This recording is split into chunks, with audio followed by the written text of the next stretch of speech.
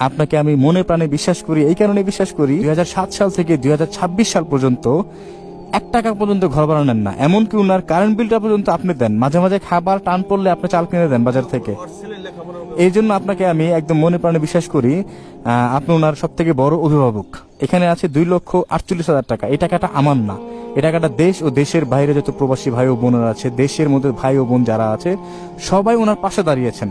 তো এই টাকাটা দিয়ে আমি চাই যে উনি রাখতে চাচ্ছে না, উনি একটা ব্যবসা করতে চায়, একটা মুদি দোকানের ব্যবসা। হ্যাঁ, আপনি পাশে থেকে একটা ব্যবস্থা করে দিবেন। না প্লিজ, এটা এই জিনিসটা আপনি ব্যবস্থা করে দেন।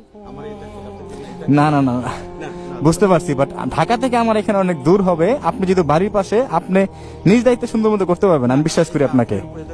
আমি এই দায়িত্বটা আমার দেন না, আর এই দায়িত্বটা ওরও দেন না। মানে এই টাকাটা হয়তো থাকবে না, কিন্তু আপনি একটা কিছু করে দিলে একটা স্মৃতি হিসাব থাকবে, এবং সবার মানে সহযোগিতায় একটা নতুন একটা জীবন পাবে। আমি চাই আপনি নিজে হাতে করেন। হ্যাঁ, এটাই ভালো হয়। প্রথম আমাদের পরিচয় হলো আমরা মানুষ, আর মানুষকে বিচার করা উচিত তার মনুষ্যত্বের জ্ঞান দিয়ে, তার কর্ম দিয়ে, ধর্ম দিয়ে নয়। আমার পাশে যে বাবাটিকে দেখতে পাচ্ছেন, উনি শীতল মণ্ডল, উনি হিন্দু ধর্মাবলী, উনি এক বাসের হেল্পার।